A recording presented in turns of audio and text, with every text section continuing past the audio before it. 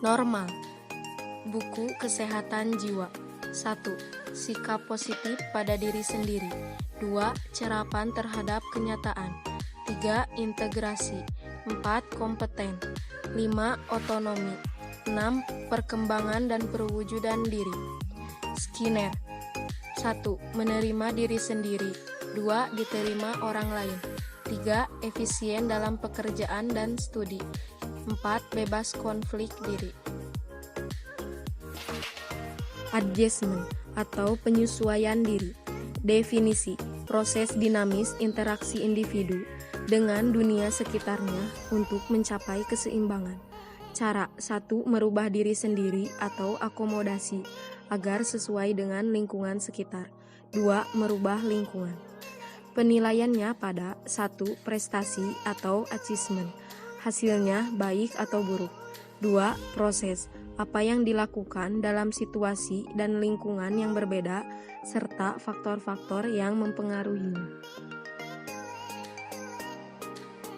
Stres. 1. Ancaman, tantangan pada individu. 2. Respon terhadap situasi.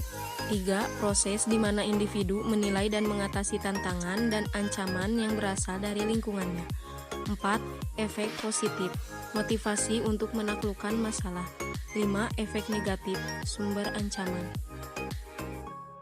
Istilah stres.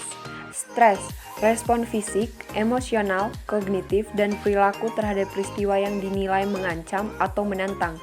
Stresor, peristiwa yang menyebabkan reaksi stres. Distres, akibat dari stresor yang tidak menyenangkan dan tidak diharapkan.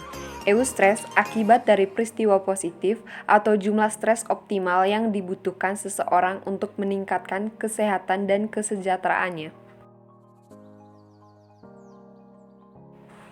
Teori stres. Yang pertama, dari aspek stimulus atau stres berasal dari luar. Stresor personal, mayoritas peristiwa sehari-hari yang menimbulkan efek negatif dan biasanya cepat hilang. Yang kedua, stresor dasar, peristiwa menjengkelkan yang menimbulkan gangguan kecil tetapi tidak menimbulkan bekas yang lama. Yang ketiga, kejutan, peristiwa positif kecil yang membuat rasa senang. Yang keempat, peristiwa besar, stresor kuat yang terjadi dengan mendadak dan berpengaruh pada banyak orang. Yang kedua, dari aspek respon atau reaksi stres dari dalam tubuh. General Adaptation Syndrome GAS, teori Hansel. Yang pertama, tahap peringatan atau alarm dan mobilisasi, waspada terhadap stresor. Yang kedua, tahap resistansi menghadapi stresor. Yang ketiga, tahap kelelahan, munculnya konsekuensi negatif stres. Yang ketiga, model interaksional atau teori Lazarus-Folkman, transaksi yang mempengaruhi relasi antara individu dengan lingkungan. Stresor dari kehidupan. Yang pertama, bencana alam. Tidak dapat diprediksi peristiwa dengan skala luas. Contoh, banjir, gempa, dan lain-lain. Berakibat langsung pada kesehatan. Yang kedua, perubahan dalam hidup. Contoh, kematian, perceraian, perkawinan, kehilangan pekerjaan, membuat individu rentan terhadap penyakit. Yang ketiga, pertengkaran harian, gangguan rutin yang dihadapi setiap hari. Misalnya, kemacetan, cekcok dengan teman.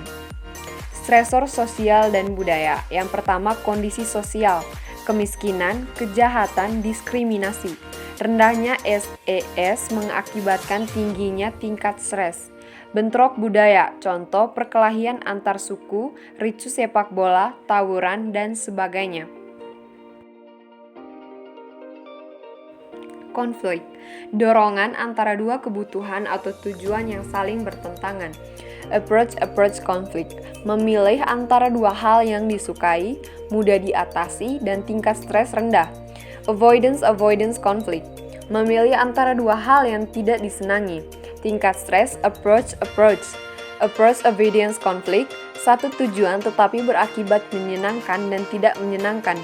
Tingkat stres paling tinggi dan dilanda kebimbangan. Frustration, pengalaman psikologis karena tujuan tidak tercapai atau keinginan tidak dipenuhi. Agresi, tindakan merusak atau menyerang. Pengalihan agresi mengalihkan rasa frustasi daripada objek lain. Escape or withdrawal meninggalkan peristiwa stresor dengan cara berfantasi, drug abuse, atau apati. Pressure, pengalaman psikologis karena tekanan dari luar. Uncontrollability, derajat kontrol terhadap suatu situasi. Semakin kurang daya kontrol, makin besar stres. Teori stres, Hans Selye. Stres, respon fisiologis dan psikologis tubuh terhadap situasi yang mengancam atau menantang dan memerlukan beberapa jenis penyesuaian. Hans Selye, pelopor riset mengenai stres. Ia mengembangkan teori bagaimana stres membuat seseorang menjadi sakit, General Adaptation Syndrome atau biasa disebut dengan GAS. General Adaptation Syndrome, yaitu tuntutan tubuh yang memerlukan penyesuaian diri dan membawa reaksi stres. General Adaptation Syndrome atau GAS memiliki 3 tahap. Yang pertama, alarm, yaitu peringatan. Yang kedua, resistance, yaitu perlawanan. Yang ketiga, ada exhaustion, yaitu kelelahan. Lalu juga ada adaptasi, terdiri dari sehat atau sakit. Selye 1956, 1976, 1985 mengembangkan GAS sebagai satu rangkaian perubahan reaksi tubuh secara fisiologis dan psikologis yang bersifat konstan terhadap stres. Di bawah ini terdapat gambar atau grafik yang menunjukkan bahwa ketahanan stres pada fase pertama alarm reaction itu menurun, yang diawali dari terjadinya stresor atau peristiwa yang menimbulkan stres.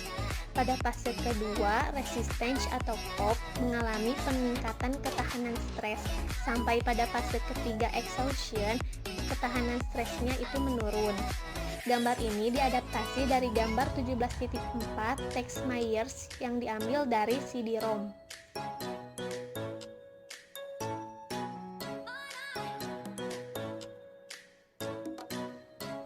Alarm, yaitu aksi melawan atau menghindar. Misalnya, tubuh memobilisasi sumber dayanya untuk bertempur melawan ancaman dan mengaktifkan sistem syaraf simpatetik. Resistance, meningkatkan kemampuan melawan stresor melalui rangsangan fisiologis tingkat sedang, misalnya kemampuan untuk menahan stresor tambahan menjadi berkurang. Exhaustion, yaitu penipisan sumber daya memunculkan penyakit dan gangguan, misalnya detak jantung kronis tinggi dan kemungkinan naiknya tekanan darah, serangan jantung meningkat, dan stroke.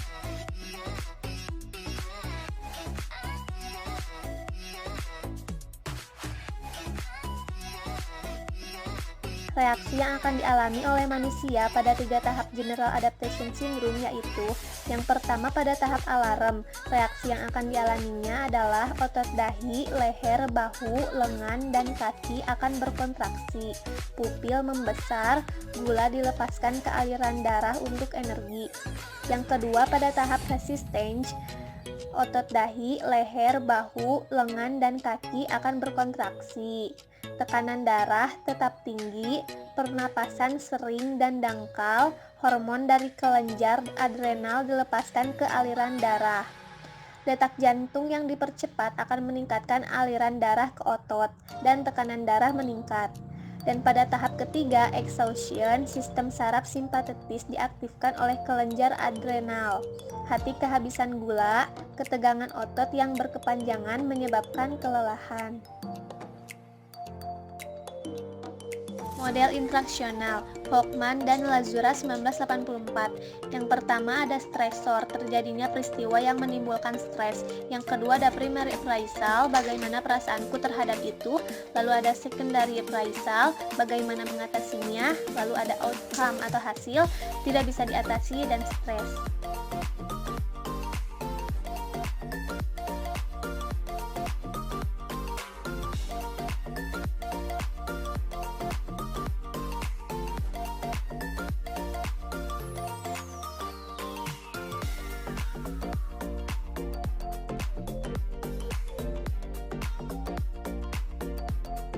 Lazarus Cognitive Theory. Riley menekankan bahwa stres tergantung pada intensitas stresornya, sedangkan Lazarus menekankan bahwa proses mental menentukan terjadinya stres.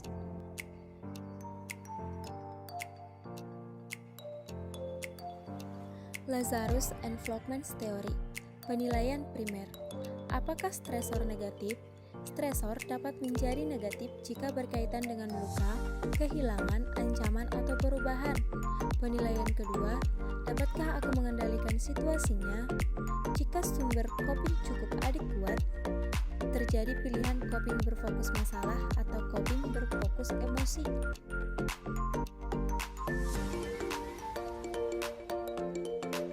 Respon stres. Respon stres dibagi menjadi 3 komponen. Yang pertama, komponen fisiologis yang berupa rangsangan dan sekresi hormon. Yang kedua, komponen emosi yang berupa kecemasan, rasa takut, kesedihan, kebencian, dan kegembiraan jika stres berasal dari tantangan. Dan yang ketiga, komponen perilaku yang berupa strategi, baik perilaku dan mental, yang berbasis emosi atau masalah. Level stres yang dialami individu tergantung pada adekuasi sumber daya untuk coping dan seberapa banyaknya berkurang untuk mengatasi stres. Strategi coping dibagi menjadi 2, yaitu problem focus coping dan emotion focus coping. Problem focus coping merupakan respon yang ditujukan untuk mengurangi, memodifikasi, atau menghilangkan sumber stres. Misalnya, jika nilai studi rendah, dapat mengurangi jam bermain, merubah strategi studi, dan lain-lain. Emotion focus coping merupakan respon yang ditujukan untuk mengurangi dampak emosional dari stresor, misalnya menolak, lari ke agama, angan-angan, humor, alkohol atau obat-obatan terlarang, dan pergaulan bebas.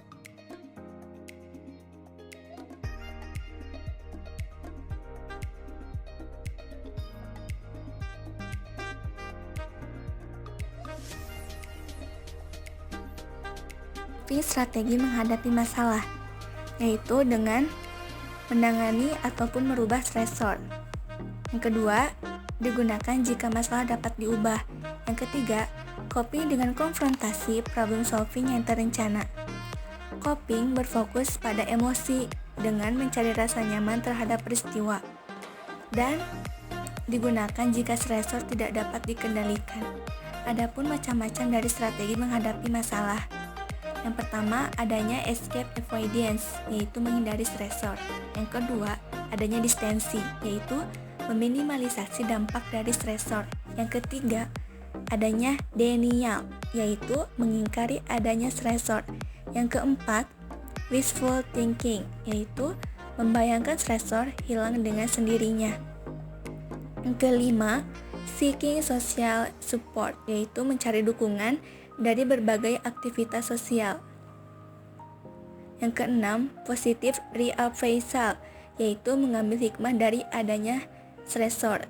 Yang ketujuh, downward comparison, yaitu meyakinkan diri sebagai kurang beruntung.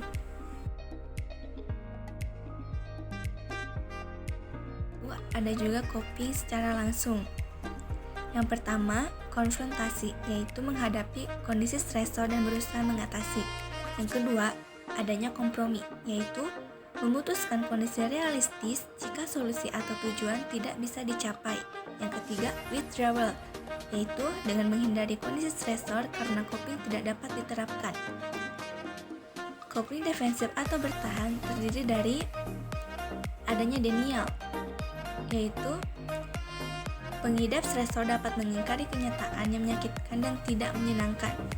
Ada juga repression, dengan menyingkirkan pikiran, perasaan, dan keinginan dari kesadaran. Lalu projection, menempatkan attributing one's repressed motives, feelings, or wish to others. Identification, taking on the characteristics of someone else to avoid feeling incompetent.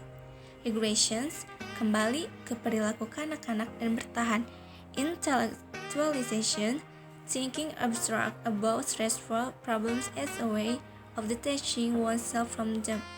reaction formations, expressions of exaggerate ideas and emotions that are the opposite, the ones repressed beliefs or feelings. Displacement, shifting repressed motives and emotions from an original object to a substitute object. Sublimation, redirections repressed motives and feelings into more socially acceptable channels. Nah, efek dari stres itu menyebabkan banyak sekali efek yang sangat negatif. Yang pertama ada kecemasan, darah tinggi, kelelahan, depresi, sakit kepala dan migrain, masalah pernapasan, dan alergi ataupun masalah kelainan seksual. Berikut adalah efek dari stres dan resistensi terhadap penyakit.